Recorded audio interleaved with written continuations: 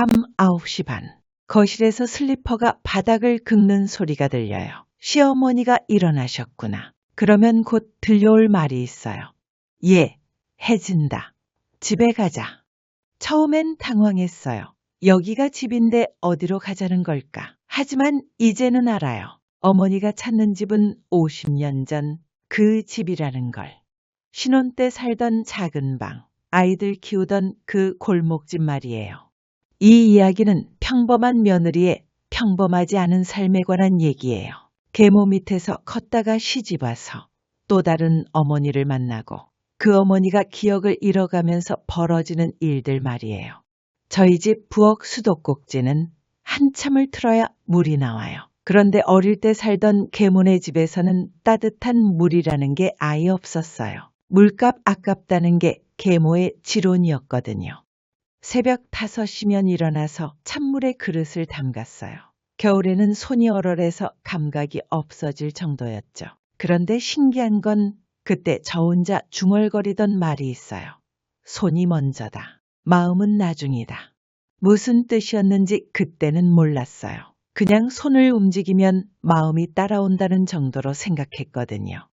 계모네 집은 한옥이었는데 겨울에 특히 추웠어요. 아궁이로 난방을 했는데 제가 있던 작은 방까지는 온기가 닿지 않았거든요. 밤이면 이불을 뒤집어 쓰고 입김으로 손을 녹였어요.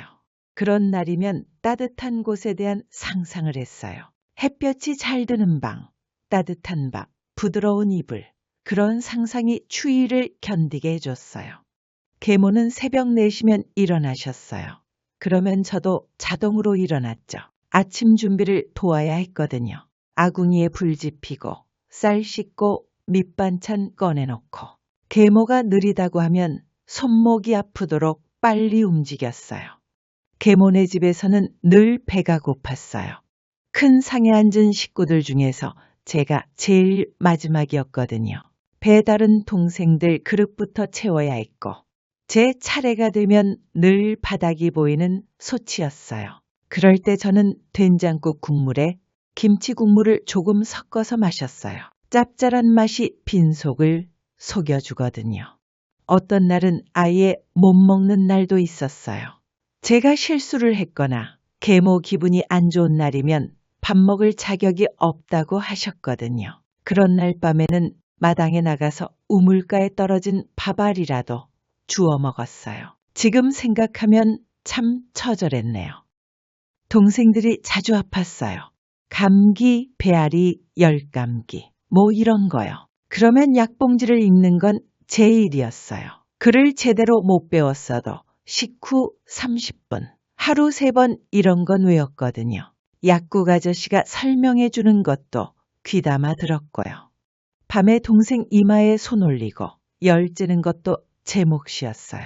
해열제 먹일 시간 체크하고 기침이 심하면 생강차 끓이고 땀을 많이 흘리면 옷을 갈아입히고 그러다 보니 제 공부는 늘 뒷전이었죠. 학교 숙제는 꿈도 못 꿨어요. 학교 가는 날보다 못 가는 날이 더 많았어요. 집일이 바쁘다는 이유로요. 친구들이 체육복 입고 운동장에서 뛰어노는 모습이 부러웠어요. 저는 교실 창문 밖에서 수업 소리를 들었거든요. 분필 가루 냄새가 그렇게 좋더라고요. 배우고 싶다는 마음이 간절했어요. 뭔가 잘못되면 혼나는 것도 항상 저였어요. 문 옆에 걸린 대나무 회초리가 있었는데 그게 정말 무서웠어요. 말 대답했다. 눈 흘겼다. 걸음걸이가 버릇없다. 온갖 이유로 맞았거든요. 특히 동생들이 뭔가 잘못하면 언니가 제대로 안 봐서 그렇다며 제가 대신 맞았어요. 맞을 때는 벽지 무늬를 세웠어요. 작은 꽃 하나 잡고 참기꽃이라고 이름 붙이고 하나 둘 세다 보면 시간이 지나가더라고요. 어린 나이에 터득한 생존법이었죠. 그 벽지꽃 개수를 다 외울 정도였어요. 큰 방에 23개, 작은 방에 17개. 그래도 저만의 작은 낙원이 있었어요. 집 뒤쪽 작은 마당이었는데 거기에 새 한 마리가 가끔 놀러 왔거든요. 참새 같기도 하고 까치 같기도 한 작은 새였어요. 쌀겨 조금씩 뿌려주면서 친구 삼아 지냈어요.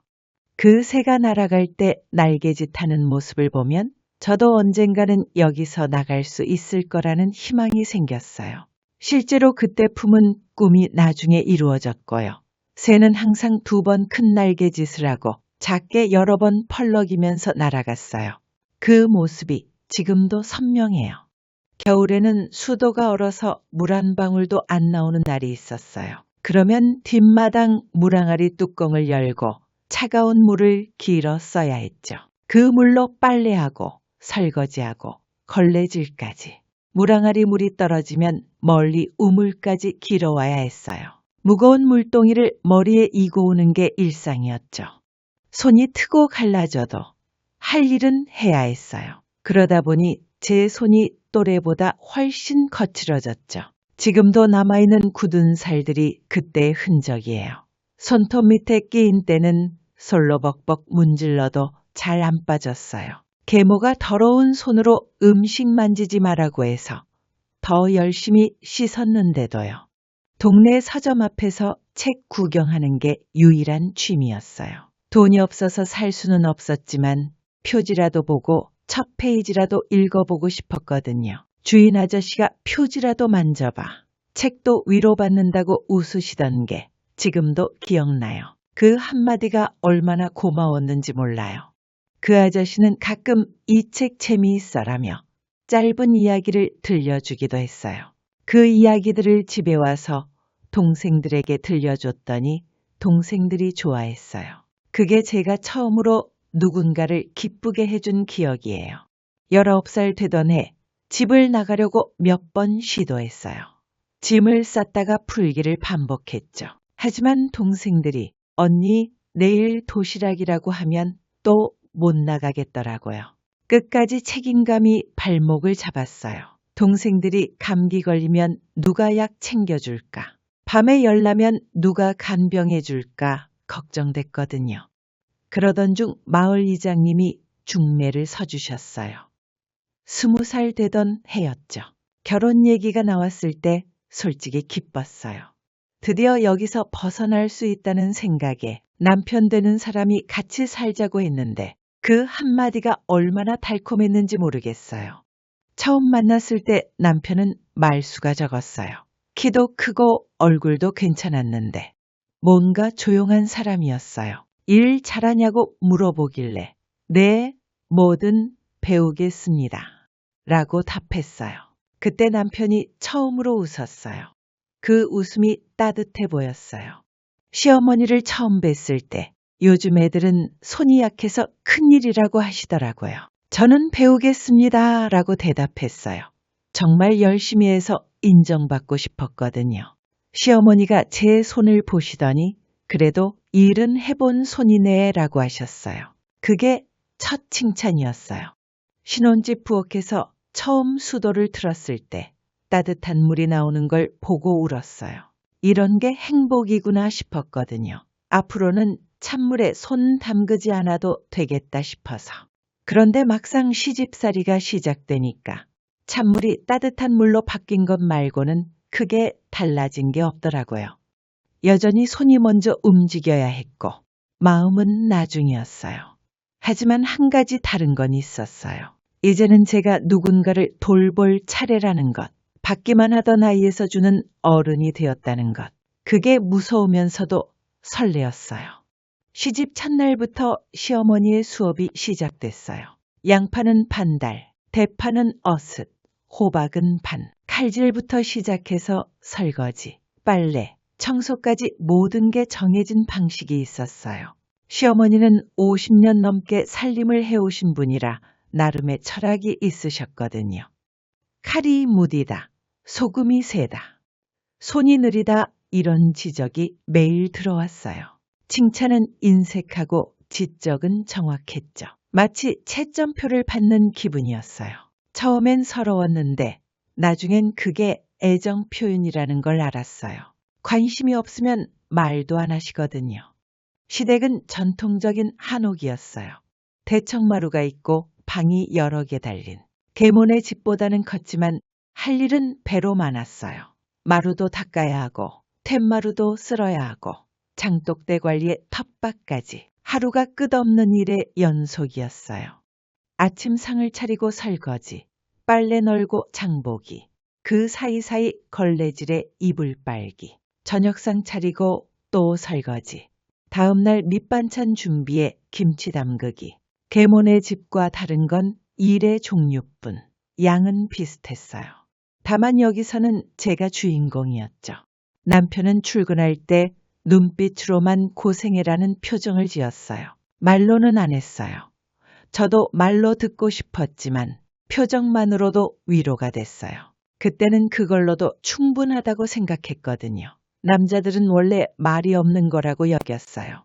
출근 준비하는 남편을 보면서 나름 자부심도 있었어요. 밥을 잘 차려드리고 옷을 깔끔하게 다려드리고 도시락도 예쁘게 싸드리고 남편이 직장에서 우리 집사람이 요리를 잘해 라고 자랑할 수 있게 만들어드리고 싶었거든요. 시동생은 이실 둘이었는데 아직 애 같았어요. 밥상에서 김치를 손으로 집어먹곤 했죠. 제가 젓가락 가져다 주면 형수가 까다로워라는 식으로 말했어요. 서운했지만 나이 차이를 생각하면 이해할 만했어요. 시동생은 공부보다는 친구들과 어울리는 걸 좋아했어요. 밤늦게 들어와서 라면을 끓여달라고 하거나 옷을 빨아달라고 하거나 처음엔 불편했는데 나중엔 동생 하나 더 생긴 기분이었어요. 제가 챙겨줄 가족이 늘어난 거니까요. 신우는 처음부터 선을 그었어요. 손 큰 며느리 왔네라고 하면서 제가 걸레질한 곳을 다시 체크했어요. 여기 물자국 남았다면서요. 인정받기가 쉽지 않았어요. 신우는 결혼 전까지 집안의 유일한 딸이었거든요. 갑자기 경쟁자가 생긴 기분이었을 거예요. 신우와는 부엌에서 자주 부딪혔어요. 김치 담그는 법, 밑반찬 만드는 법, 심지어 쌀 씻는 법까지. 우리 집은 원래 이렇게 안 해라는 말을 자주 들었어요. 그럴 때마다 어떻게 하는 게 좋을까요? 라고 물어봤어요. 가르쳐 달라고 하니까 기분이 좀 풀리더라고요. 돈 문제가 제일 심각했어요. 시어머니가 가계부를 정확하게 써서 관리하셨는데 늘 부족했어요. 집이 크니까 난방비도 많이 들고 식구가 많으니까 식비도 만만치 않았어요. 명절 때는 친척들까지 와서 한 달 생활비가 며칠 만에 떨어졌어요. 그래서 낮에는 집안일, 저녁에는 식당에서 일했어요. 순대 써는 일이었는데 서서 하는 일이라 발이 많이 아팠어요. 집에 와서 파스 붙이는 게 일상이었죠. 그래도 번 돈을 장바구니 구석에 따로 모았어요. 비상금으로요. 식당 사장님이 좋은 분이었어요. 일 끝나고 남은 반찬을 조금씩 싸주시곤 했거든요. 신혼인데 반찬 없으면 서운해할 텐데 라면서요. 그 작은 배려가 얼마나 고마웠는지 몰라요. 집에 가져가면 시어머니도 맛있게 만들었네 라고 하셨어요. 첫 명절이 정말 힘들었어요. 이틀 밤낮을 부엌에서 보냈거든요. 전 부치는 냄새가 옷에 벨 정도로 신우와 함께 했는데 처음엔 서로 눈치 보면서 일했어요. 하지만 밤을 새우면서 일하다 보니 동지 같은 기분도 들었어요. 그때 시어머니가 하신 말씀이 아직도 기억나요. 며느리는 자리가 없어. 손이 자리야. 처음엔 서러웠어요. 저도 이 집의 식구인데 왜 자리가 없다고 하실까? 둘째에는 화가 났고요. 차별받는 기분이었거든요. 셋째 해가 되니까 그 말의 의미를 알겠더라고요. 손으로 자리를 만들어야 한다는 뜻이었어요. 말로 하는 게 아니라 행동으로 보여줘야 한다는.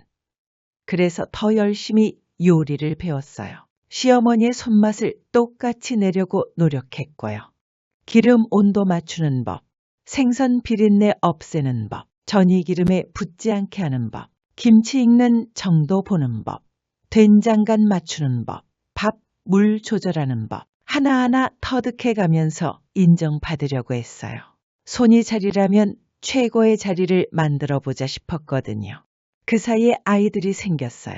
아들 먼저 3년 후에 딸까지. 임신했을 때도 집안일은 줄어들지 않았어요. 입덧이 심해서 냄새만 맡아도 토할 것 같은데 그래도 음식은 해야 했거든요. 젖병 소독하고 이유식 만드는 일까지 추가됐죠. 아기는 우리가 볼 테니 내일이나 해라는 말을 자주 들었어요. 남편도 어머니 말씀이니까라고 했고요. 그럴 때마다 누구 아이가 더 소중한 거지라는 생각이 들었어요. 하지만 어린 며느리가 뭘 할 수 있겠어요. 참고 살았어요. 하지만 가장 중요한 건 어머니의 마음을 편안하게 해드리는 것이었어요. 물리적인 안전도 중요하지만 정서적인 안정이 더 중요했거든요. 그래서 어머니가 좋아하시는 음악을 자주 틀어드렸어요. 젊었을 때 부르시던 노래들을요.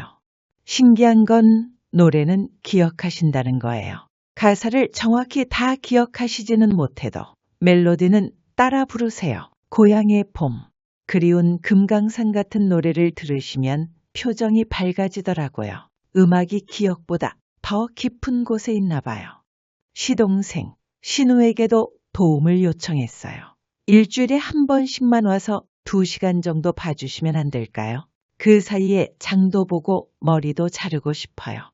처음엔 바쁘다. 애가 학원 간다. 이런 대답이 돌아왔어요. 하지만 포기하지 않고 구체적인 날짜와 시간을 제안했어요. 결국 토요일 저녁과 수요일 밤 반나절을 얻어냈어요. 그 짧은 시간이라도 혼자 있을 수 있다는 게 얼마나 소중한지 몰라요. 숨을 크게 쉬고 아무 생각 없이 차 한 잔 마실 수 있는 시간이었거든요. 8시 50분쯤 되면 미리 준비를 시작했어요.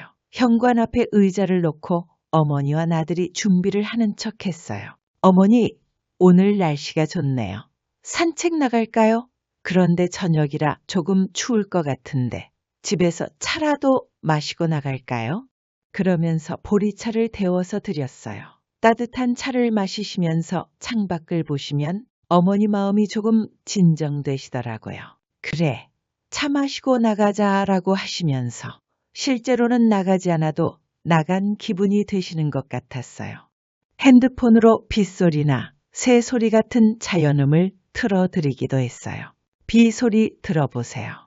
촉촉하니 좋네요 하면서 함께 듣고 있으면 어머니가 그러게 비 온 후 공기가 맑을 텐데라고 하시면서 자연스럽게 집에 가자는 말씀을 잊으시곤 했어요. 하지만 모든 날이 순조로운 건 아니었어요. 어떤 날은 제가 먼저 터졌어요. 어머니가 식탁을 밀어서 그릇이 깨지는 소리에 왜 자꾸 그러세요? 라고 소리쳤거든요. 그 순간 어머니가 더 놀라시면서 울음을 터뜨리셨어요. 제 목소리가 계모 목소리와 똑같더라고요. 너무 무서웠어요. 제가 닮고 싶지 않은 사람을 닮아가고 있다는 게 그날 밤 베란다에서 한참 울었어요. 어떻게 하면 더 인내심을 가질 수 있을까? 어떻게 하면 어머니를 더 잘 돌볼 수 있을까 고민했어요. 이웃 어르신이 창문 너머로 보시더니 입모양으로 수고하세요. 라고 하셨어요.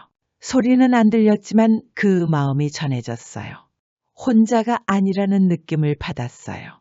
나중에 그 할머니가 우리도 시어머니 모셨었어. 힘들지만 지나가는 시간이야 라고 위로해 주셨어요. 이렇게 매일 밤 무너졌다가 아침에 다시 일어서는 게 반복됐어요. 마음의 문지방을 넘나드는 일이 일상이 됐죠. 넘을 때마다 상처가 났지만 시간이 지나면 아물었어요. 그리고 그 상처들이 저를 더 단단하게 만들기도 했어요. 어머니의 집에 가자는 말이 달라 보이기 시작했어요. 처음엔 문제 행동이라고 생각했는데 나중엔 그리움의 표현이라는 걸 알았어요. 어머니가 가장 행복했던 시절, 가장 사랑받았던 공간에 대한 그리움. 그걸 이해하고 나니까 대응하는 방법도 달라졌어요. 네, 어머니, 같이 가요. 우리 집에서 차 마시고 가요 라고 하면서 어머니의 마음을 먼저 받아들였어요. 그러면 어머니도 덜 불안해하시고 저도 덜 스트레스를 받았어요. 결국 서로를 이해하는 게 가장 중요한 치료법이었어요. 그러다가 정말 큰 고비가 왔어요. 요양원에 대해 진지하게 고민해야 하는 순간이 온 거예요. 요양보호사 선생님이 조심스럽게 말씀하셨어요. 어머님 상태가 혼자 보시기엔 좀 힘드실 것 같아요. 한번 요양원을 알아보시는 게 어떨까요? 당장 입소하라는 게 아니라 미리 알아두시라는 뜻이에요. 그 말을 들은 순간 가슴이 무거워졌어요. 그래도 언젠가는 마주해야 할 현실이라는 걸 알고 있었거든요. 어머니의 증상이 점점 심해지고 있었고 제 혼자 감당하기에는 한계가 있다는 걸 느꼈어요. 남편과 상의해서 근처에 있는 요양원 몇 곳을 알아보기로 했어요. 인터넷으로 먼저 검색해보고 후기도 읽어보고 비용도 알아봤어요. 생각보다 선택지가 많더라고요. 하지만 그만큼 결정하기도 어려웠어요. 첫 번째로 간 곳은 시설이 정말 좋았어요. 깨끗하고 현대적이고 직원들도 친절했어요. 원장님이 직접 안내해 주시면서 가족 같은 마음으로 모시겠다고 하셨어요. 물리치료실, 작업치료실, 심지어 미용실까지 있더라고요. 하지만 비용을 들으니 한 달에 200만 원이 넘었어요. 우리 형편으로는 감당하기 어려운 금액이었죠. 게다가 입소 대기자도 많아서 언제 들어갈 수 있을지도 모른다고 했어요. 좋은 곳일수록 경쟁이 치열하더라고요. 두 번째로 간 곳은 비용은 적당했지만 시설이 너무 낡았어요. 복도 벽지가 뜯어져 있고 화장실 냄새가 심했어요. 무엇보다 직원분들이 너무 바빠 보였어요. 한 분이 여러 어르신을 동시에 돌보고 계시는 게 보였거든요. 세 번째로 간 곳이 그나마 괜찮았어요. 시설도 적당하고 비용도 감당할 만했어요. 원장님도 경험이 많아 보이시고 무엇보다 어르신들 표정이 밝아 보였어요. 그런데 막상 입소 서류를 받아보니 손이 떨렸어요. 정말 이렇게 해야 하나? 어머니는 복도 끝 창가에서 나무를 보고 계셨어요. 저 나무 우리 집에도 있었는데 라고 중얼거리시더라고요. 그 말을 들으니 더 마음이 아팠어요. 어머니에게는 여전히 우리 집이 따로 있으신 거구나 싶어서요. 원장님이 사무실로 불러서 상담을 해주셨어요. 어머님 상태로 보면 아직 초기라서 적응하시기 어렵지 않을 거예요. 하지만 가족분이 죄책감 가지실 필요는 없어요. 이것도 사랑의 한 형태예요. 전문적인 케어를 받으시는 게 어머님한테도 더 좋을 수 있거든요. 말은 맞았어요. 하지만 마음이 쉽게 받아들여지지 않았어요. 그 순간 요양보호사 선생님이 다른 제안을 하셨어요. 데이케어는 어떠세요? 오전 9시부터 오후 3시까지만 계시는 거예요. 체조도 하고 노래도 하고 간식도 드시고 저녁에는 집에 돌아오시고요. 데이케어라는 말을 처음 들었어요. 하루 종일 맡기는 게 아니라 낮 시간만 보내는 거였어요. 이거라면 어머니도 덜 낯설어 하실 것 같았어요. 새로운 환경에 적응하는 시간도 줄일 수 있고 저도 부담이 덜할 것 같았고요. 데이케어에서는 어떤 프로그램을 하나요? 라고 물어봤어요. 인지치료, 작업치료, 음악치료 등이 있어요. 어르신들끼리 함께 활동하시니까 사회성도 유지하실 수 있고요. 혼자 계시는 것보다는 훨씬 자극이 되죠. 남편과 복도에서 조용히 얘기했어요. 일단 데이케어부터 시작해볼까? 그래, 그게 나을 것 같아. 서로 안도하는 표정이었어요. 아직은 헤어질 준비가 안 됐다는 마음이 같았거든요. 완전히 맡기는 건 너무 큰 결정 같았어요. 그런데 어머니께 데이케어 얘기를 꺼내기가 쉽지 않았어요. 낮에 좀 나가시면 어떨까요? 라고 하니까 왜 집이 불편해? 라고 하시더라고요. 어떻게 설명해야 할지 모르겠어서 일단 다른 어르신들과 함께 체조도 하고 노래도 부르는 곳이 있어요. 라고 했어요. 그런 곳에 왜 가야 해? 나 아직 정정해. 라고 하시는데 어머니 자존심이 상하신 게 보였어요. 그래서 다른 방법을 생각해 봤어요. 어머니, 저도 가끔은 장보러 나가야 하는데 혼자 계시면 심심하실 것 같아서요. 친구들도 만나시고요. 요양보호사 선생님이 조언해 주셨어요. 어르신들은 치료라는 말을 싫어하세요. 대신 모임, 클럽, 센터 이런 단어를 쓰시는 게 좋아요. 마치 취미생활 하러 가는 것처럼 느끼시게 해드리세요. 그래서 실버센터라고 이름을 바꿔서 말씀드렸어요. 거기서 요리도 배우고 원예도 하신대요. 어머니가 좋아하실 것 같은데요. 그러니까 어머니가 조금 관심을 보이시더라고요. 요리도 가르쳐 준다고? 입소는 보류하고 데이케어 대기자 명단에 올렸어요. 그리고 혹시 모를 상황에 대비해서 입소 대기자 명단에도 올렸어요. 미리 준비해 두는 거였죠. 언제 어떤 상황이 벌어질지 모르니까요. 서류를 작성하면서 여러 가지 질문에 답해야 했어요. 어머니의 현재 상태, 복용 중인 약, 좋아하는 음식, 싫어하는 것들, 주의사항 등등 하나하나 적다 보니 어머니에 대해 정말 많이 알고 있다는 생각이 들었어요. 혹시 응급 상황이 발생하면 어떻게 하나요? 라고 물어봤어요. 바로 연락드리고 필요하면 119에 신고해서 병원으로 모시게 됩니다. 그래서 비상연락처를 여러 개 받는 거예요. 라고 하더라고요. 그 말을 듣고 보니 생각보다 체계적이었어요. 돌아오는 길에 요양원 문 앞에서 한참 섰어요. 들어갈까 말까 하는 마음이 아니라 이상한 감정이 복잡하게 올라왔거든요. 첫 번째는 두려움이었어요. 정말 어머니를 여기 맡겨야 하는 날이 올까봐. 두 번째는 죄책감이었어요. 이런 생각을 하는 제 자신이 나쁜 며느리 같아서요. 어머니를 짐처럼 여기는 건 아닌가 하는 생각도 들었고요. 세 번째는 안도감이었어요.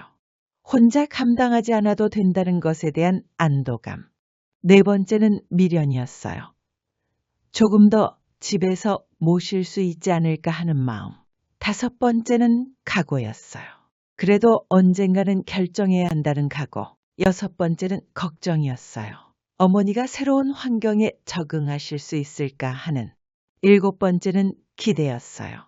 어머니가 새로운 친구들을 만나시고 활기를 찾으실 수도 있겠다는 기대. 여덟 번째는 외로움이었어요. 어머니가 집에 안 계시면 저도 외로울 것 같다는 생각. 아홉 번째는 현실적인 계산이었어요. 비용이나 거리 같은 실무적인 고민들. 열 번째는 오늘이었어요. 오늘 하루만 더 집에서 함께 있고 싶다는 마음. 이렇게 복잡한 마음이 계속 돌고 돌았어요. 결국 10번 정도 돌아선 것 같아요. 마음을 정리하는데 그만큼 시간이 필요했거든요. 남편이 가자고 할 때까지 그 자리에 서 있었어요. 마치 중요한 결정을 앞두고 고민하는 학생 같은 기분이었어요. 어떤 선택을 해도 후회할 것 같고 어떤 길을 가도 돌아올 수 없을 것 같았거든요. 집에 돌아오니 이웃 할머니가 찹쌀떡을 놓고 가셨더라고요. 쪽지에 힘들 때는 단 걸 드세요. 우리도 다 겪는 일이에요. 라고 써 있었어요. 그 작은 배려가 그날 하루의 피로를 말끔히 씻어줬어요. 어머니는 소파에 앉자마자 제가 덮어드린 담요를 만지작거리셨어요. 이거 따뜻하네라고 하시는데 그 말이 제 마음까지 따뜻하게 만들었어요. 어머니에게는 지금 이 집이 가장 편안한 곳이구나 싶었어요. 그날 밤 남편이 처음으로 보리차를 먼저 데웠어요. 컵 2개 나눠 따르고 제 손을 잠깐 잡았어요. 다음 주부터 데이케어 시작하자고 했더니 고개를 끄덕이더라고요. 함께 결정한다는 게 이런 기분이구나 싶었어요. 그동안 혼자 감당해왔다고 생각했는데 남편도 나름대로 걱정하고 있었구나 싶었어요. 함께 걱정하니까 짐이 반으로 줄어드는 느낌이었어요. 문제를 나누면 해결책도 함께 찾을 수 있을 것 같았고요. 어머니께는 내일부터 실버센터에 가시는 거예요. 처음에는 적응이 어려우실 수도 있지만 천천히 해보세요. 라고 말씀드렸어요. 가기 싫으면 안 가도 돼. 라고 하시길래 물론이죠. 어머니가 원하지 않으시면 언제든 그만둘 수 있어요. 라고 답했어요. 그 말을 듣고 어머니가 안심하시는 것 같았어요. 강제가 아니구나 라는 생각을 하신 것 같았어요. 선택권이 있다는 걸 아시니까 덜 저항하시더라고요. 사람은 누구나 자기 의지로 결정하고 싶어 하는 것 같아요. 다음 날 아침 데이케어 센터에서 연락이 왔어요. 내일부터 시작 가능하다고 하더라고요. 드디어 새로운 시작이구나 싶었어요. 기대 반, 걱정 반이었죠. 과연 어머니가 잘 적응하실까? 저는 어머니 없는 시간을 어떻게 보낼까? 그날 밤 어머니가 내일 뭐 입고 갈까라고 물어보셨어요. 마치 소풍 가는 아이 같은 표정이었어요. 그 모습을 보니 어머니도 나름 기대하고 계신다는 생각이 들었어요. 새로운 사람들을 만나고 새로운 활동을 하는 것에 대한 설렘이 있으신 것 같았어요. 옷장을 열어서 어머니가 제일 좋아하시는 옷을 골라드렸어요. 연보라색 카디건에 검정 바지, 편한 운동화. 이거 입으시면 예쁘실 거예요 라고 하니까 어머니가 웃으시더라고요. 그래, 예쁘게 입고 가야지. 그날 밤 저는 어머니를 위해 가방을 챙겼어요. 물컵, 간단한 간식, 여분 옷, 손수건, 그리고 어머니가 좋아하시는 작은 사진 한 장. 가족 사진이었는데 어머니가 가장 행복해 보이는 사진으로 골랐어요. 잠자리에 들면서 내일에 대한 상상을 해봤어요. 어머니가 새로운 친구들을 만나시고 즐거운 시간을 보내시고 집에 돌아와서는 오늘 있었던 일들을 신나게 말씀해 주시는 모습을요. 그런 상상을 하니까 걱정보다는 기대가 더 커졌어요. 하지만 한편으로는 어머니 없는 집이 어떨까 하는 생각도 들었어요. 몇 달 만에 처음으로 혼자만의 시간을 갖게 되는 거였거든요. 뭘 해야 할지 막막하기도 했어요. 어머니 돌보는 일이 제 생활의 전부가 되어 있었거든요. 그렇게 요양원 문 앞에서의 그 하루가 지나갔어요. 많은 고민과 결정이 있었던 하루였지만 결국 우리에게 맞는 길을 찾은 것 같았어요. 완벽한 해답은 아니어도 지금 상황에서는 최선의 선택이라고 생각했어요. 데이케어 첫날, 어머니 가방을 챙기면서 체크리스트를 만들었어요. 묵주, 손수건, 여분옷, 간식, 물티슈, 연락처가 적힌 메모. 하나하나 확인하면서 이게 맞나 싶었어요. 마치 아이를 처음 어린이집에 보내는 기분이었거든요. 어머니께는 오늘부터 새로운 곳에 가시는 거예요. 재미있는 프로그램도 있고 좋은 분들도 만나실 거예요. 라고 말씀드렸어요. 어머니가 거기서 뭐 해? 라고 물어보시길래 체조도 하고 노래도 부르고 만들기도 하신대요. 라고 답했어요. 오전 9시에 셔틀버스가 왔어요. 생각보다 깔끔한 버스였고 기사님도 친절했어요. 어머니가 선생님 손을 잡고 버스에 오르시는 모습을 보니까 첫 등교하는 아이 같았어요. 걱정 반, 기대 반이었죠. 어머니, 점심시간에 전화드릴게요. 뭔가 불편하시면 언제든 말씀하세요. 라고 했더니 어머니가 그래, 알겠어 라고 하시면서 창문으로 손을 흔드셨어요. 그 모습이 의외로 당당해 보여서 조금 안심됐어요. 버스가 사라질 때까지 서 있다가 그 자리에 주저앉아서 깊게 숨을 쉬었어요. 몇 달 만에 처음으로 온전히 혼자만의 시간이었거든요. 이상하게 울음이 나더라고요. 해방감과 허전함이 동시에 밀려왔어요. 집으로 들어가니 정적이 흘렸어요. 시계 소리가 유난히 크게 들렸어요. 평소에 하던 집안일을 했는데 속도가 다르더라고요. 쫓기지 않는 속도로 할 수 있어서 좋았어요.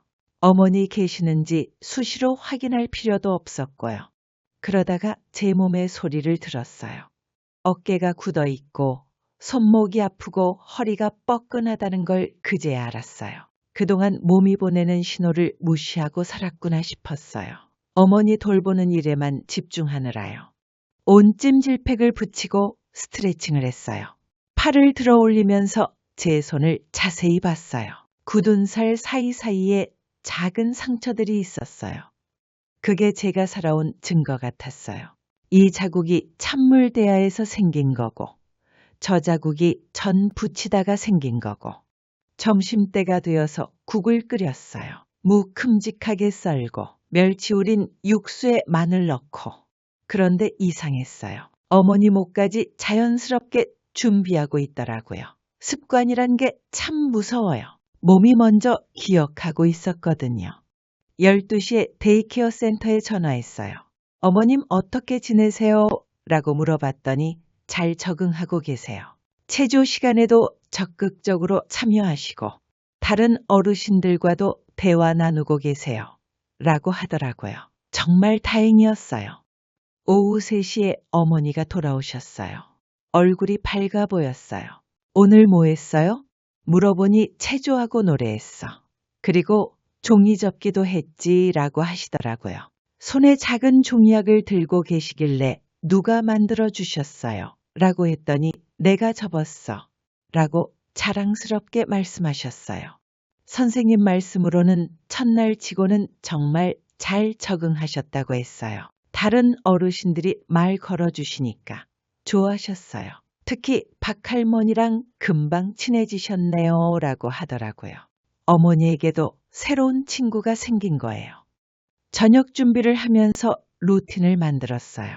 7시가 되면 전등을 노란색으로 바꾸고 라디오에서 옛날 노래를 틀어요. 메모리 상자도 꺼내놓고 보리차도 미리 데워놓고요. 하지만 예전보다 어머니가 덜 불안해 하시는 것 같았어요. 오늘 재미있었어요? 라고 물어보니 응, 박할머니가 재미있는 사람이야. 옛날 이야기도 많이 하시고라고 하시더라고요. 어머니에게 대화 상대가 생긴 게 정말 좋았어요. 저 혼자서는 어머니의 모든 욕구를 채워드릴 수 없었거든요.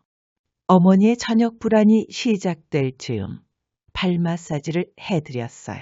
크림을 발라서 발등을 천천히 문질러드리면 어머니가 편안해 하세요.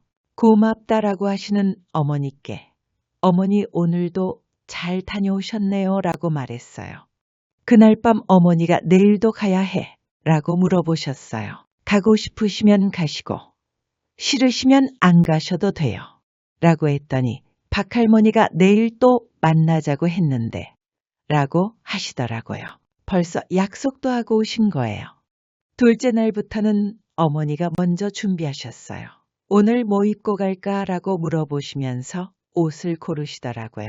마치 친구 만나러 가는 것처럼 설레하시는 모습이 보기 좋았어요. 일주일 정도 지나니까 어머니만의 데이케어 친구들이 생겼어요. 박할머니, 김할아버지, 최할머니. 집에 와서는 그분들 얘기를 자주 하셨어요. 박할머니는 요리를 잘해, 김할아버지는 노래를 잘 불러 이런 식으로요. 한 달 정도 지나니까 저도 새로운 루틴이 생겼어요.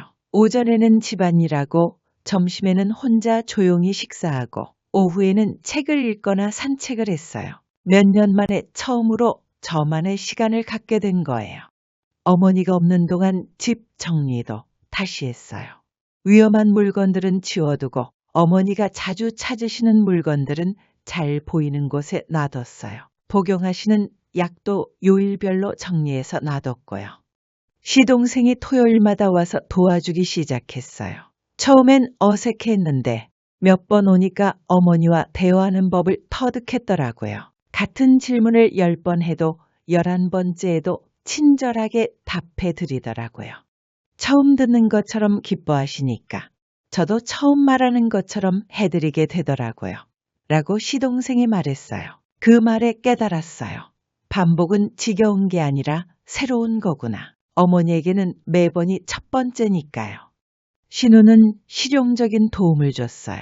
냉장고에 메모를 붙이고 약 시간을 알려주는 표를 만들고 밤에 화장실 가는 길에 야광 스티커로 길을 만들어줬어요. 별 따라 가세요라고 하니까 어머니가 신기해하시면서 별을 하나씩 밟아보시더라고요. 남편도 변했어요. 정오 알람을 맞춰놓고 회사에서 데이케어 잘 다녀오셨어요? 라고 문자를 보내요. 그럼 저는 네, 오늘은 종이 접기 하셨대요 라고 답하고 남편은 다행이네요 라고 답해요. 아주 짧은 대화지만 그게 저를 사람으로 만들어줘요. 일만 하는 손이 아니라 누군가와 소통하는 사람이라는 느낌을 받아요. 남편도 어머니 일에 관심을 갖고 있다는 걸 알 수 있어서 좋았어요. 이웃분들과도 가까워졌어요. 현관 앞에 나눔 바구니를 놓았는데 귤도 들어가고 과자도 들어가고 때로는 따뜻한 쪽지도 들어가요. 오늘도 수고하세요. 힘내세요. 같은 말들이요. 작은 관심이지만 큰 힘이 됐어요. 윗집 할아버지는 우리 아내도 5년 전에 그랬는데 하늘이 무너지지 않으면 우리도 무너지지 않아요 라는 편지를 주셨어요. 그 편지를 읽고 한참 울었어요. 위로받는다는 게 이런 느낌이구나 싶었어요. 데이케어에서 어머니가 그림을 그려오신 날이 있었어요. 삐뚤삐뚤한 집 그림이었는데 굴뚝에서 연기가 나고 있었어요. 뭘 그리신 거예요? 라고 물어봤더니 우리 집이라고 하시더라고요. 냉장고에 붙여놨더니 아이들이 할머니 그림 멋있다고 하더라고요. 2달 정도 지나니까 어머니의 전체적인 컨디션이 좋아지신 것 같았어요. 규칙적인 생활을 하시게 되고 사람들과의 교류도 늘어나고 다양한 활동을 하시니까 활력이 생기신 거예요. 그러면서 조금씩 일상이 안정됐어요. 물론 힘든 날도 있었어요. 어머니가 오늘은 가기 싫어 라고 하시는 날도 있었고 데이케어에서 다른 어르신과 작은 갈등이 있었던 날도 있었어요. 그럴 때마다 선생님들이 잘 중재해 주셨어요. 어르신들끼리는 가끔 그럴 수 있어요. 내일은 또 괜찮으실 거예요 라고 하시더라고요. 정말 그랬어요. 다음날 가시면 또 잘 지내시더라고요. 시동생이 약속을 못 지키는 날이면 속에서 화가 올라왔어요. 왜 항상 나만이라는 생각이 들 때가 있었거든요. 그럴 때마다 제가 써둔 문장을 읽었어요. 나는 먹이는 사람이다. 굶기는 사람이 아니라 먹이는 사람. 그 정체성을 잃지 않으려고 노력했어요. 짜증이 올라올수록 음식은 더 정성스럽게 만들었어요. 음식은 마음을 담거든요. 제 마음이 거칠면 음식도 거칠어져요. 그래서 더 신경 써서 만들었어요. 어느 날 어머니가 현관문을 열고 나가려고 하셨어요. 다행히 안전고리가 걸려 있어서 막을 수 있었어요. 우리 엄마 기다려라고 하시는 어머니에게 어머니 엄마는 기다려주세요. 제가 오늘 어머니랑 있을게요 라고 말했어요. 완벽한 답은 아니었지만 오답도 아니었어요. 정답을 찾으려다 보면 밤이 길어져요. 상처가 덜한 말이 때로는 더 좋은 말이에요. 어머니도 그 말을 듣고 조금 진정하시더라고요. 데이케어를 시작한 지 3달쯤 됐을 때 어머니가 집에 와서 신나게 말씀하셨어요. 오늘 우리가 합창을 했는데 선생님이 우리 팀이 제일 잘했다고 했어. 그렇게 기뻐하시는 어머니를 본 게 얼마만인지 모르겠어요. 그 모습을 보면서 확신했어요. 데이케어를 시작한 게 옳은 선택이었다고. 어머니에게도 저에게도 모두에게 좋은 변화였다고. 물론 완벽한 해결책은 아니지만 지금 우리에게는 최선의 선택이었어요. 그날 밤은 바람이 유난히 심했어요. 베란다 유리창이 덜덜 떨릴 정도로요. 11월 말이었는데 찬바람이 틈새로 들어와서 집안이 을씨년스러웠어요. 어머니의 불안도 평소보다 컸어요. 데이케어에서 돌아오신 후부터 계속 초조해 하시더라고요. 평소처럼 보리차를 데워드리고 추억 상자도 꺼내놓고 옛날 노래도 틀어드렸는데 별 효과가 없었어요. 어머니는 계속 현관문 쪽을 보시면서 집에 가야지 하고 중얼거리셨어요. 라디오를 끄고 창문 틈을 막고 담요를 더 덮어드렸는데도 진정이 안 되셨어요. 오히려 더 불안해하시는 것 같았어요. 그러다가 갑자기 어머니가 일어나서 제 팔을 확 잡으시더라고요. 왜 집에 안 보내줘? 우리 엄마가 기다리는데. 그 순간 어머니가 제 손을 탁 치셨어요. 나가, 이 집에서 나가. 그 말과 함께 어머니 얼굴이 순간 달라지셨어요. 화가 가득한 낯선 얼굴이었어요. 그 순간 시간이 거꾸로 돌아가는 것 같았어요. 계모가 저에게 소리치던 그 목소리와 똑같았거든요. 나가. 두 목소리가 겹치면서 온몸에 소름이 돋았어요. 심장이 뛰고 손이 떨렸어요. 어린 시절의 무력감이 확 올라왔어요.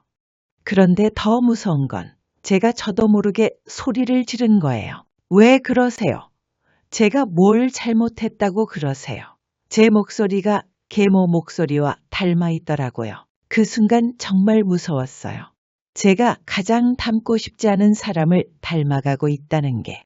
아들이 문틈으로 저를 보는 눈빛에 걱정이 가득했어요.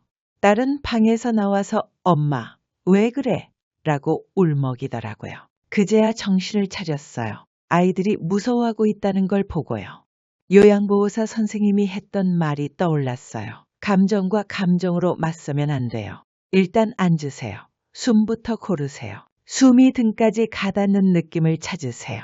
저는 의자에 앉아서 눈을 감고 깊게 숨을 쉬었어요. 하나, 둘, 셋, 넷. 천천히 세면서 숨을 고르니까 마음이 조금 진정됐어요. 그 사이에 어머니도 소파에 주저앉으시더라고요. 아까 그 환한 표정이 사라지고 당황한 표정이 되셨어요. 부엌으로 가서 보리차를 다시 끓였어요. 팔팔 끓이지 않고 작은 불에 살짝만 데웠어요. 물이 보글보글 끓는 소리가 저를 진정시켜줬어요. 그 사이에 어머니의 손을 제 두 손으로 감쌌어요. 손바닥에 온기가 전해지니까 어머니가 조금 나아지시는 것 같았어요. 어머니, 아주 천천히 불렀어요. 사실 계모에게는 평생 아주머니라고 불렀거든요. 제가 누군가를 진짜 어머니라고 부르는 게 이렇게 어려운 일인지 몰랐어요. 어머니, 저예요. 매일 밥하는 사람이에요. 어머니 발에 크림 발라드리는 사람이고 보리차 끓여드리는 사람이에요. 어머니 약 챙겨드리는 사람이에요.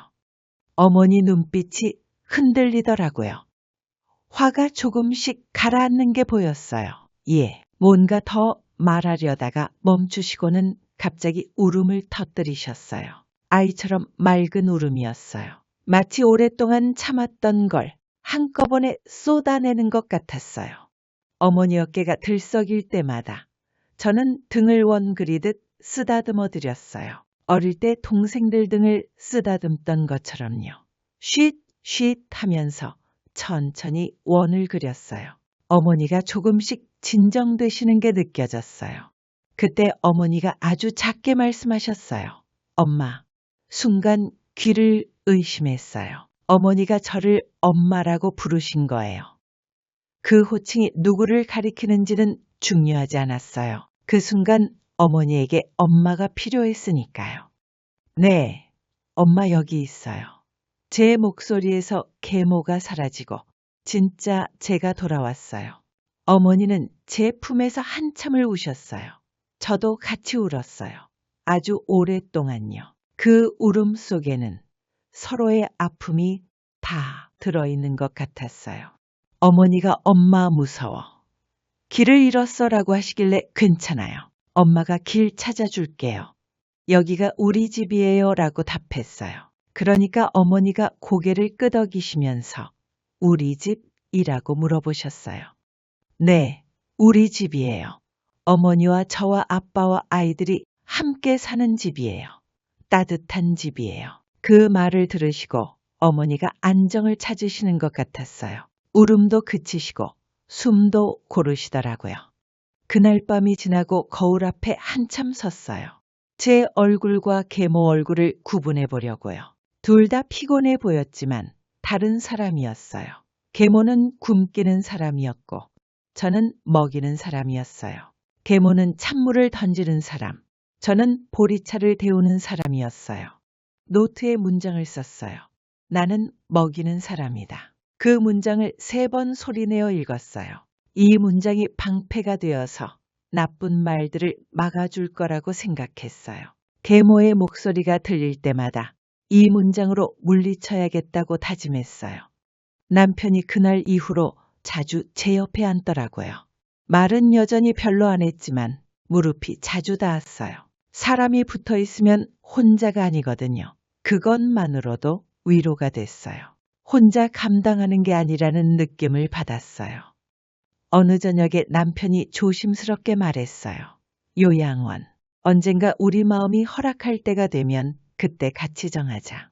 예전 같으면 요양원이라는 단어만 들었을 텐데 그날은 가치라는 단어가 더 크게 들렸어요. 그래요. 혼자 결정할 일이 아니니까요. 저는 그렇게 답했어요. 그러니까 남편이 제 손을 잡더라고요. 따뜻한 손이었어요. 그 온기가 제 팔을 타고 올라와 가슴까지 전해졌어요. 아이들도 달라졌어요. 아들은 할머니가 집에 가자고 할 때마다 화이트보드에 지도를 그려 보였어요. 여기가 우리 집, 여기가 학교, 여기가 마트. 지금 우리 집에 있어요. 그림이 말보다 더 명확했어요. 딸은 노래를 배워서 불러드렸어요. 가사는 틀려도 멜로디는 기억하시더라고요. 고향의 봄, 나의 살던 고향은 같은 노래를 함께 부르면 어머니 얼굴이 밝아지셨어요. 멜로디가 집으로 돌아오는 길이 되어주었어요. 며칠 후에 어머니가 다시 저를 엄마라고 부르셨어요. 이번에는 맑은 정신으로 엄마 고마워라고 하시더라고요. 그 말을 가슴 깊이 간직했어요. 힘들 때마다 꺼내볼 보물러요. 데이케어에서도 변화가 있었어요. 선생님이 요즘 어머님이 많이 안정되셨어요. 다른 어르신들과도 잘 어울리시고 프로그램 참여도 적극적이세요라고 하시더라고요. 집에서의 안정이 밖에서의 활동에도 영향을 준 것 같았어요. 어머니가 데이케어에서 만든 작품들을 가져오시기 시작했어요. 색종이로 접은 꽃, 찰흙으로 빚은 컵, 색칠한 그림들. 하나하나가 어머니의 마음이 담긴 작품이었어요. 냉장고에 붙여두니까 우리 집 갤러리가 됐어요.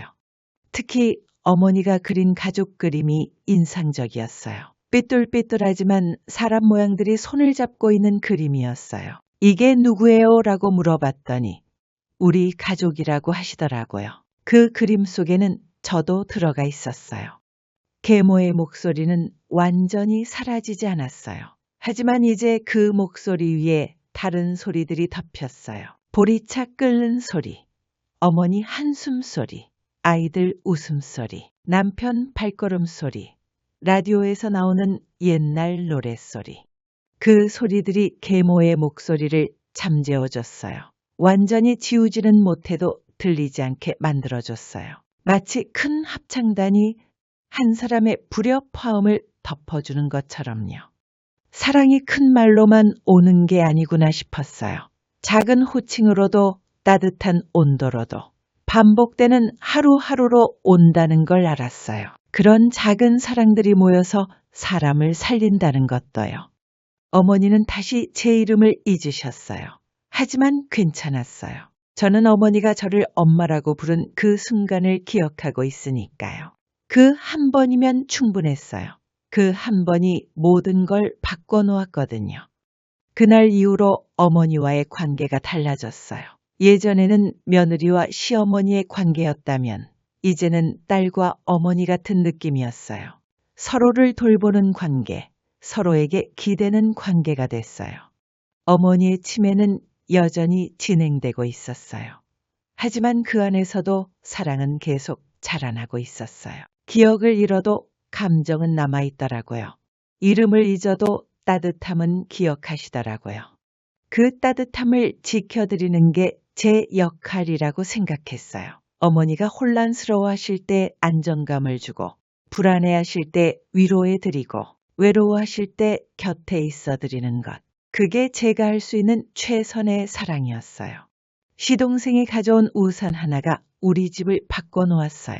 어느 토요일 저녁, 비가 오지 않는 날인데도 우산을 들고 왔거든요. 형수님, 이거 현관에 둘게요. 어머니가 나가시려다가 휘청하실 때 잡으시라고요. 처음엔 별거 아닌 것 같았는데 정말 도움이 됐어요. 어머니가 밤에 현관문을 열려고 하실 때 우산을 지팡이처럼 짚고 계시더라고요. 넘어질 뻔한 적도 몇 번 있었는데 우산 덕분에 다치지 않으셨어요. 시동생은 욕실에 접이식 의자를 달아주고 현관문에 안전고리를 추가로 달았어요. 계단에는 미끄럼 방지 테이프를 붙이고 화장실 손잡이도 하나 더 설치했어요. 그 찰컥하는 소리가 들릴 때마다 마음이 놓였어요. 가둬두는 소리가 아니라 지켜주는 소리였거든요. 시동생이 안전이 제일이죠라고 말하는 걸 보니 이 사람도 나름대로 어머니를 걱정하고 있구나 싶었어요. 처음엔 시동생도 어색했어요. 어머니가 같은 말을 계속하시면 답답해하고 밤에 옷을 뒤집어 입으신 걸 보면 한숨을 쉬었어요. 이런 거 어떻게 해야 하는지 모르겠어요. 라고 하더라고요. 그래서 간단한 대응법을 알려드렸어요. 같은 질문을 하셔도 짜증내지 마시고 처음 듣는 것처럼 대답해 주세요. 틀린 옷을 입으셔도 위험하지 않으면 그냥 두세요. 억지로 고치려고 하면 더 혼란스러워 하세요. 몇 주 지나니까 시동생이 달라지더라고요. 어머니, 날씨 좋네요. 라고 말하면 어머니가 어디가 좋아? 라고 물어보세요. 그러면 시동생이 창밖 구름 모양을 설명해 드려요. 10번 똑같은 대화를 해도 11번째도 친절하게요. 어머니가 매번 새로운 기분으로 물어보시는 것 같아서요. 처음 듣는 것처럼 기뻐하시니까 저도 처음 말하는 것처럼 대답하게 되더라고요. 라고 시동생이 말했어요. 그 말에 깨달았어요. 기억을 잃는다는 건 나쁜 것만이 아니구나. 신우는 완전 다른 스타일이었어요. 실용적이고 체계적이었거든요. 집 곳곳에 메모를 붙이기 시작했어요. 세탁, 어머니 옷은 망에 넣기, 식사, 작게 썰어서, 약, 식후 30분 이런 식으로요. 처음엔 메모가 너무 많아져서 지저분해 보였어요. 그래서 큰 보드 하나로 정리했어요. 빨간색은 주의사항, 초록색은 완료, 파란색은 가족 일정으로 색깔을 나눠서요.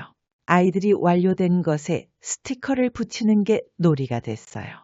신우가 만든 별길이 정말 유용했어요. 어머니가 밤에 화장실 찾아 헤매시지 않도록 바닥에 야광 스티커로 길을 만든 거예요. 별 따라 가세요. 라고 하니까 어머니가 신기해하시면서 별을 하나씩 밟아보시더라고요. 이거 예쁘네. 누가 만들었어? 라고 하시길래 신우가 어머니 위해서 만들어드린 거예요. 라고 했더니 그래 고마운 애네라고 하시더라고요. 신우 얼굴이 환해지는 게 보였어요. 음식 문제도 해결해 줬어요. 어머니가 딱딱한 걸 씹기 힘들어 하시니까 요리법을 연구해 왔어요. 당근은 강판에 갈아서 계란찜에 넣고 고기는 다져서 완자로 만들고 생선은 가시를 완전히 발라서 조리하고요. 실리콘 빨대도 가져왔는데 처음엔 어머니가 거부하셨어요. 나 아기 아니야 라고 하시면서요. 그런데 신우가 영리하게 요즘 젊은 사람들이 환경 보호하려고 쓰는 거예요. 어머니도 환경 지키는 일에 동참해 주세요. 라고 하니까 그래, 그럼 써볼까 라고 하시더라고요. 작은 거짓말이었지만 상처 주지 않는 거짓말이었어요. 신우가 어르신들은 자존심이 중요해요. 도움받는다는 느낌보다는 뭔가에 참여한다는 느낌을 드려야 해요. 라고 하더라고요. 남편의 변화가 제일 놀라웠어요. 정오 알람을 새로 만들어서 회사에서 어머니 데이케어 잘 다녀오셨어요? 라고 문자를 보내기 시작했거든요. 그 짧은 문자가 저를 일하는 손이 아니라 사람으로 만들어줬어요. 어느 날 퇴근 후에 치매 보험 알아볼까 라고 말했어요. 예전 같으면 돈 걱정으로만 들렸을 텐데 그날은 미래를 함께 계획하자는 말로 들렸어요. 그래요. 우리도 늙잖아요. 라고 답했어요. 그러면서 처음으로 우리의 노년에 대해 이야기했어요. 어떤 집에서 살고 싶은지, 아이들에게 어떤 부담을 주지 않을지, 서로 아플 때는 어떻게 할지. 무거운 얘기였지만 이상하게 마음이 가벼워졌어요. 함께 걱정하는 것도 사랑의 한 방법이구나 싶었어요. 혼자 끙끙 앓는 것보다 둘이서 함께 고민하니까 해결책도 더 잘 보이고 마음도 덜 무거웠어요. 이웃들과도 더 가까워졌어요. 현관 앞 나눔 바구니에 귤도 들어가고 과자도 들어가고 가끔 따뜻한 편지도 들어갔어요. 윗집 할아버지가 쓴 편지가 특히 기억나요. 우리 아내도 5년 전에 그랬습니다. 처음엔 화도 나고 서러웠는데 나중엔 아내가 더 순수해진 것 같더라고요. 나쁜 기억들은 다 잊고 좋은 감정들만 남아서요. 힘들 때는 위를 보세요. 하늘이 무너지지 않으면 우리도 무너지지 않습니다. 그 편지를 읽고 한참 울었어요. 슬픔이 아니라 위로 때문에요. 같은 경험을 한 사람이 있다는 것, 그리고 그 사람이 이겨냈다는 것이 큰 힘이 됐어요. 아랫집 아주머니는 간병 노하우를 알려주셨어요. 치매 어르신들은 루틴이 중요해요. 같은 시간에 같은 일을 하시게 해드리면 안정감을 느끼세요. 그리고 절대 안 돼. 하지마. 이런 부정적인 말 쓰지 마세요. 대신 이건 어때요? 이렇게 해볼까요? 이런 식으로 선택권을 주세요. 정말 유용한 조언이었어요. 실제로 적용해 보니까 어머니와의 갈등이 많이 줄었어요. 억지로 막는 것보다는 다른 대안을 제시하는 게 훨씬 효과적이었어요.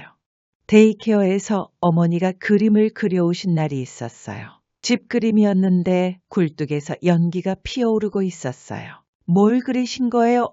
라고 물어봤더니 우리 집이라고 하시더라고요. 이 집이 우리 집이에요? 라고 했더니 응, 여기가 우리 집이야. 따뜻한 집이라고 하시더라고요. 그 말을 듣고 눈물이 났어요. 어머니에게도 이제 이 집이 진짜 집이 된 거구나 싶어서요. 냉장고에 아이들 그림 옆에 붙여놨더니 우리 집 갤러리가 됐어요. 가족의 모든 예술 작품이 모인 갤러리.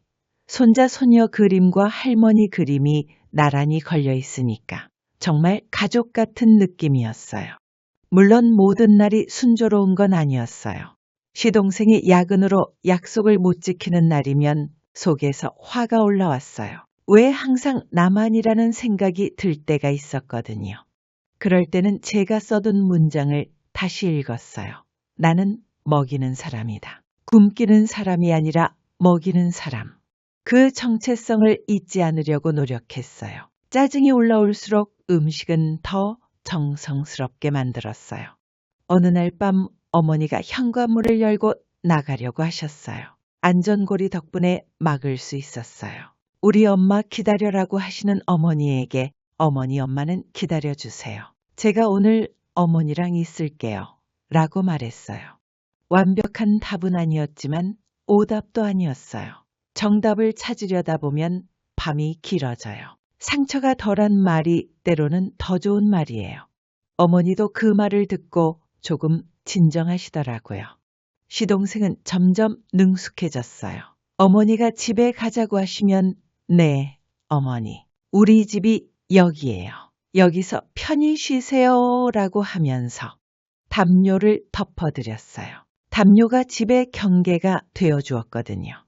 신우는 어머니만의 특별한 시간을 만들어 주었어요. 매주 화요일 오후 네일 케어 시간이라고 해서 어머니 손톱을 정리해드리고 핸드크림을 발라드렸어요. 그 시간만큼은 어머니가 한 사람의 여자로 돌아오시는 것 같았어요.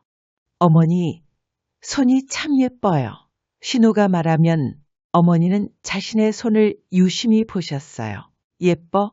정말? 그런 순간에는 나이든 어머니가 아니라 멋내고 싶어하는 여성의 모습이 보였어요. 남편은 점점 말이 많아졌어요. 저녁 식탁에서 회사 얘기, 뉴스 얘기, 아이들 학교 얘기를 했어요. 어머니가 알아듣지 못하셔도 상관없었어요. 목소리 자체가 안전함을 주었거든요. 오늘 지하철에서 젊은 사람이 할머니께 자리 양보하는 걸 봤어요. 참 보기 좋더라고요. 남편이 말하면 어머니는 고개를 끄덕이셨어요. 그래, 착한 애네. 요즘 애들이 다 그런 건 아닌데. 데이케어에서도 어머니에게 변화가 있었어요.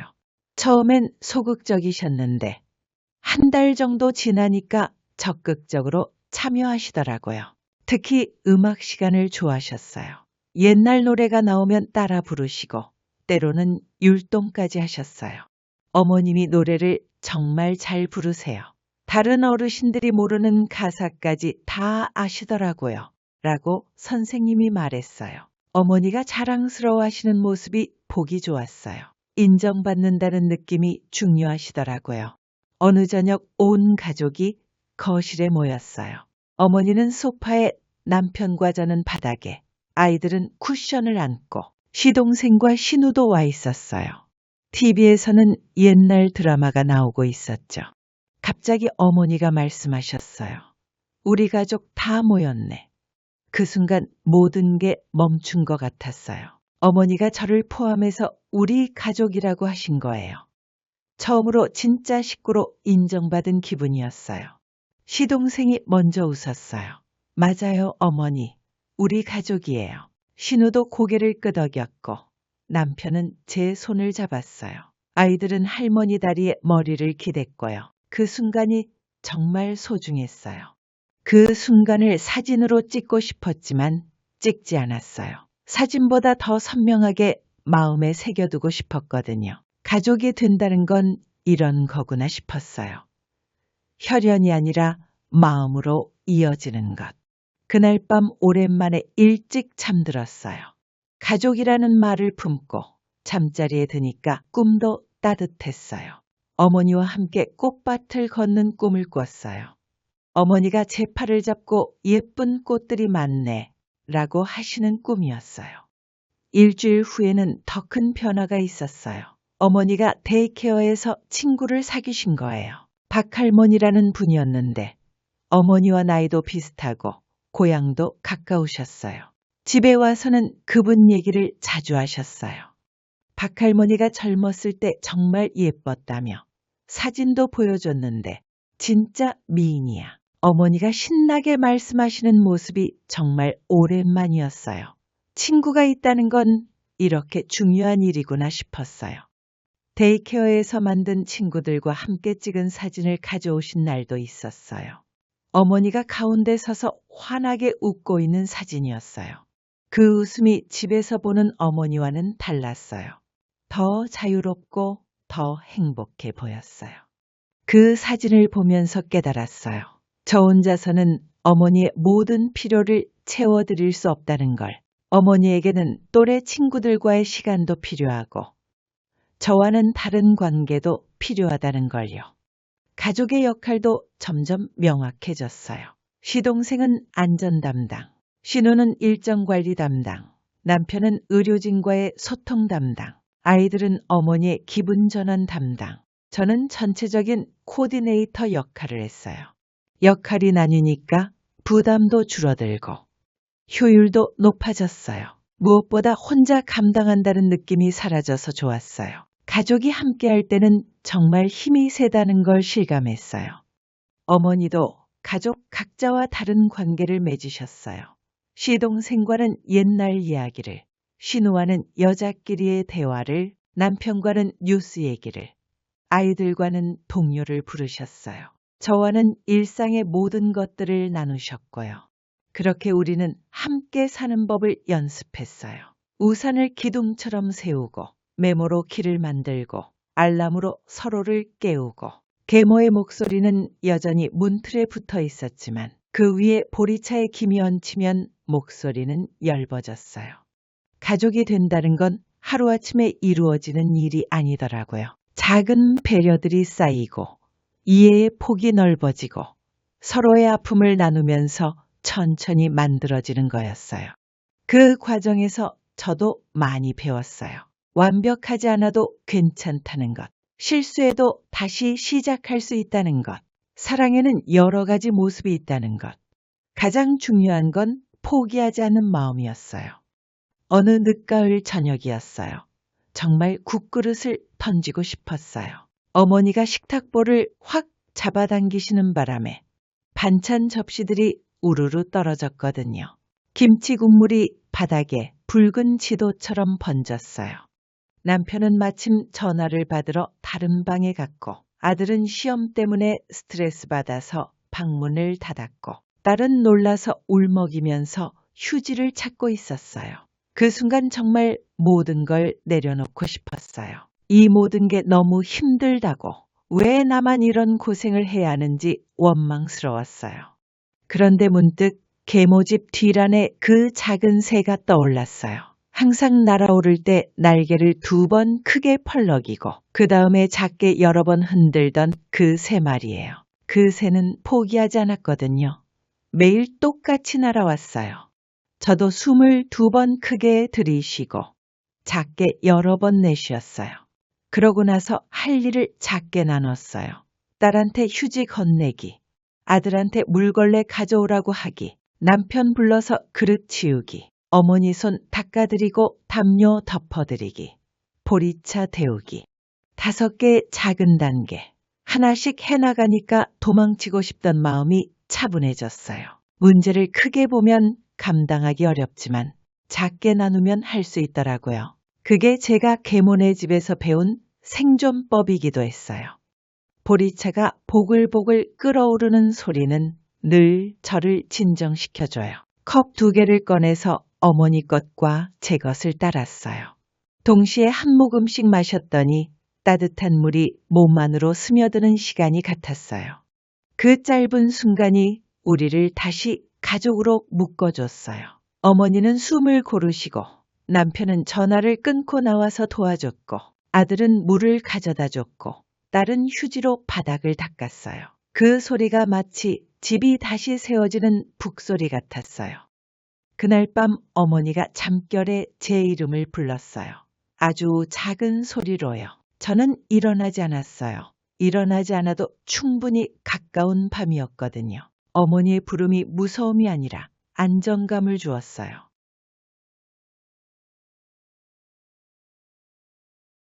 저도 숨을 2번 크게 들이쉬고 작게 여러 번 내쉬었어요. 그러고 나서 할 일을 작게 나눴어요. 딸한테 휴지 건네기, 아들한테 물걸레 가져오라고 하기, 남편 불러서 그릇 치우기, 어머니 손 닦아드리고 담요 덮어드리기, 보리차 데우기. 5개의 작은 단계. 하나씩 해나가니까 도망치고 싶던 마음이 차분해졌어요. 문제를 크게 보면 감당하기 어렵지만 작게 나누면 할 수 있더라고요. 그게 제가 계모네 집에서 배운 생존법이기도 했어요. 보리차가 보글보글 끓어오르는 소리는 늘 저를 진정시켜줘요. 컵 2개를 꺼내서 어머니 것과 제 것을 따랐어요. 동시에 한 모금씩 마셨더니 따뜻한 물이 몸 안으로 스며드는 시간이 같았어요. 그 짧은 순간이 우리를 다시 가족으로 묶어줬어요. 어머니는 숨을 고르시고 남편은 전화를 끊고 나와서 도와줬고 아들은 물을 가져다 줬고 딸은 휴지로 바닥을 닦았어요. 그 소리가 마치 집이 다시 세워지는 북소리 같았어요. 그날 밤 어머니가 잠결에 제 이름을 불렀어요. 아주 작은 소리로요. 저는 일어나지 않았어요. 일어나지 않아도 충분히 가까운 밤이었거든요. 어머니의 부름이 무서움이 아니라 안정감을 주었어요. 다음 날 요양원에 전화했어요. 데이케어 계속하고요. 1년에 2번 정도 3일씩 단기 입소해보려고 해요. 저희도 가끔은 쉬는 시간이 필요할 것 같아서요. 원장님이 좋은 계획이네요. 미리 대비하시는 게 현명해요. 라고 하셨어요. 계획이 있으니까 겁이 덜했어요. 오늘을 살기 위해서도 내일을 어느 정도는 그려놔야 하거든요. 완벽한 계획이 아니어도 방향이 있다는 것만으로도 마음이 편했어요. 아이들과도 새로운 약속을 만들었어요. 아들한테는 고개를 먼저 들어라. 딸한테는 손을 먼저 내밀어라. 라고 했어요. 고개를 든 사람은 도망치지 않고 손을 내미는 사람은 싸우지 않거든요. 이 약속은 어머니뿐만 아니라 우리 가족 모두에게 적용되는 것이었어요. 어려운 일이 생겼을 때 회피하지 말고 정면으로 보자는 뜻이기도 했어요. 아이들이 그 약속을 지키려고 노력하는 모습이 기특했어요. 남편은 알람을 2개로 줄이고 대신 침대 옆에 메모를 붙였어요. 오늘 하루만 더. 그 짧은 문장이 우리 집 모토가 됐어요. 아침에 일어나면서도 저녁에 잠들기 전에도 그 말을 되뇌었어요. 오늘 하루만 더라는 말은 포기가 아니었어요. 오히려 희망이었어요. 내일은 더 좋아질 수도 있고 오늘보다 덜 힘들 수도 있으니까 오늘 하루만 더 견뎌보자는 뜻이었어요. 제가 어머니한테 배운 건 기억을 붙잡는 방법이 아니라 놓아주는 방법이었어요. 잊어버리는 걸 적으로 여기면 매일이 전쟁이 되어 손님으로 맞이하면 하루가 접대가 되죠. 이제는 손님 맞이하듯 밤을 준비해요. 전등 낮추고 라디오 틀고 추억 상자 꺼내놓고 보리차 데우고 정성껏 접대하면 손님도 일찍 돌아가요. 어머니의 불안도 짧아졌어요.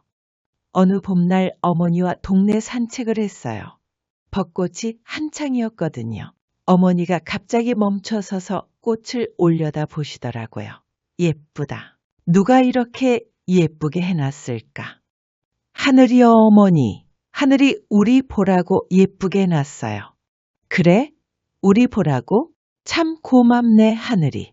그 순간 깨달았어요. 어머니가 잊어버리시는 건 나쁜 기억들도 함께라는 걸. 아픈 것들, 서운한 것들, 미안한 것들도 다 사라져요. 남는 건 순수한 감정들 뿐이에요. 예쁘다, 고맙다, 따뜻하다. 그 이후로는 어머니께 예쁜 것들만 보여드리려고 했어요. 예쁜 꽃, 예쁜 구름, 예쁜 노래. 기억하지 못하셔도 상관없어요. 그 순간 행복하시면 되거든요. 행복은 기억 속에만 있는 게 아니라 지금 이 순간에 있으니까요. 계모의 그림자에서 완전히 벗어났다고 할 수는 없어요. 가끔 화가 올라올 때면 그 목소리가 들려요. 하지만 이제는 대처법을 알아요. 베란다로 나가서 유리창에 비친 제 얼굴을 보면서 나는 먹이는 사람이다. 라고 3번 말해요. 그러고 나서 돌아와서 어머니 발등에 담요를 올려드려요. 덮어주는 손. 그게 제 마지막 직업일 것 같아요. 많은 일을 해봤지만 결국 남는 건 누군가를 돌보는 일이에요. 찬물대야에서 키운 손, 굳은 살 박힌 손이지만 따뜻한 손이에요. 이 손으로 할 수 있는 마지막 일이 누군가를 덮어주는 일이라면 기꺼이 하고 싶어요. 그게 제가 이 세상에 온 이유일지도 모르겠어요. 지금 이 순간에도 누군가를 돌보고 있는 분들이 있을 거예요. 요양원 문 앞에서 망설이는 분도, 보리차 데우며 하루를 버티는 분도, 작은 메모 하나로 사랑을 표현하는 분도 있을 거예요. 우리는 모두 덜 화내고 더 천천히 아파하고 끝내는 서로를 덮어주는 사람들이었으면 좋겠어요. 완벽하지 않아도 괜찮아요. 실수해도 괜찮아요. 중요한 건 포기하지 않는 마음이에요. 내일이 두렵다면 오늘 하루만 더라는 표만 쥐고 계셔도 괜찮아요. 내일 아침이 되면 또 매표소에서 만날 수 있으니까요. 그 표는 희망의 표이기도 해요. 어젯밤에도 어머니가 집에 가자고 하셨어요. 저는 네, 같이 가요 라고 답했어요. 그러면서 문을 잠그고 창문을 확인하고 보리차를 데웠어요. 이제는 그 의식이 자연스러워졌어요. 집이라는 건 장소가 아니라 온도인 것 같아요. 따뜻해야 집이거든요. 우리 집은 이제 정말 따뜻한 집이 됐어요. 어머니에게도 저에게도 모든 가족에게요. 오늘 아침에도 어머니가 저를 엄마라고 부르셨어요. 엄마 사랑해. 그 말을 또 가슴에 접어서 넣었어요. 힘들 때 꺼내볼 보물러요. 그런 보물들이 제 마음 안에 가득해요. 어머니는 곧 또 저를 잊으실 거예요. 하지만 괜찮아요. 저는 어머니가 저를 사랑한다고 말씀하신 순간들을 다 기억하고 있으니까요. 그 기억들이 제가 계속 살아갈 힘을 줘요. 사랑은 기억 속에만 있는 게 아니에요. 오늘 데운 보리차 속에도, 오늘 덮어드린 담보 속에도, 오늘 함께 본 석양 속에도 있어요. 매일매일 새로 만들어지는 사랑이에요. 그래서 오늘도 말해요. 오늘 하루만 더. 이 말은 포기가 아니라 약속이에요. 오늘 하루만 더 사랑하겠다는, 오늘 하루만 더 덮어주겠다는 약속이에요. 내일도 같은 약속을 할 거예요. 모레도 글피도. 그렇게 하루하루가 모여서 사랑이 되고 그 사랑들이 모여서 인생이 되는 거겠. 한 달 전에 어머니가 데이케어에서 만든 작품을 가져오셨어요. 색종이로 만든 작은 꽃다발이었어요. 선생님이 예쁘게 만들었다고 칭찬해줬어라고 하시면서 환하게 웃으시더라고요. 그 웃음을 보는 순간 알았어요.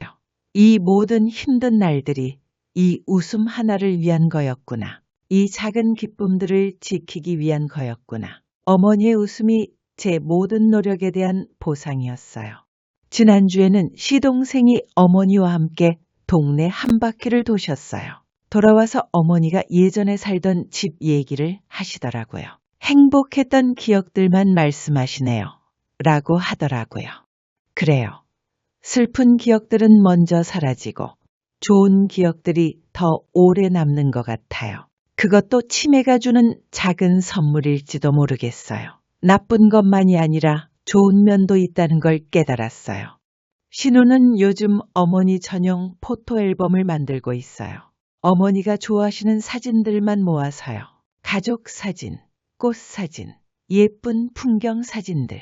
그걸 보시면서 이거 누구야? 예쁜 애라고 하시는 어머니가 귀여우세요. 누구인지 기억하지 못하셔도 예쁘다고 생각하시는 마음은 그대로예요. 사랑의 감정이 기억보다 더 깊은 곳에 있나 봐요. 이름은 잊어도 마음은 기억하시는 것 같아요. 남편도 이제는 어머니와 대화하는 법을 완전히 터득했어요. 어머니, 오늘 뭐 드시고 싶어요? 라고 물어보고 같은 대답을 10번 들어도 좋은 생각이에요. 라고 해드려요. 아이들은 할머니의 특별한 친구가 되었어요. 숙제하다가도 할머니가 부르시면 달려가서 손을 잡아드려요. 할머니, 저 누구게요? 라고 물어보면 우리 귀여운 아이라고 하시거든요. 이름은 기억 못하셔도 사랑하는 마음은 기억하세요. 그게 더 중요한 것 같아요. 기술적인 기억보다는 감정적인 기억이 더 오래 남아있더라고요. 요즘은 어머니와 함께하는 시간이 선물 같아요. 언젠가는 끝날 시간이라는 걸 알기 때문에 더 소중하게 느껴져요. 매일이 마지막일 수도 있고 첫날일 수도 있어요. 그래서 오늘도 보리차를 데우고 담요를 덮어드리고 손을 잡아드려요. 그게 제가 할 수 있는 최선의 사랑이에요. 크고 거창한 사랑이 아니라 작고 일상적인 사랑이지만 그게 진짜 사랑인 것 같아요. 지금 이 이야기를 들으시는 분들 중에도 비슷한 시간을 보내고 계신 분이 있을 거예요. 혹은 언젠가 그런 시간이 올 분도 있고요. 그때 기억해 주세요. 완벽하지 않아도 괜찮다는 것, 화가 나도 자연스럽다는 것, 그래도 사랑은 계속된다는 것을. 중요한 건 하루하루 최선을 다하는 마음이에요. 오늘 하루만 더 저와 함께 말해 보실래요? 오늘 하루만 더. 그게 우리가 할 수 있는 가장 진실한 약속이에요. 거창한 계획이나 완벽한 해답은 없어도 오늘 하루를 정성껏 살아가는 것. 그게 사랑이고 그게 희망이에요. 마지막으로 하고 싶은 말이 있어요. 이 이야기를 끝까지 들어주셔서 정말 고마워요. 어쩌면 낯선 사람의 일상이었을 텐데 이렇게 시간을 내서 들어주시니 저도 혼자가 아닌 것 같아요. 오늘 밤 여러분의 집도 따뜻하기를 바라요. 여러분이 사랑하는 사람들도 여러분을 사랑하는 사람들도 모두 평안하기를 바라요. 그리고 내일 아침에도 새로운 오늘 하루만 더를 시작할 수 있기를 바라요. 들어주셔서 고맙습니다.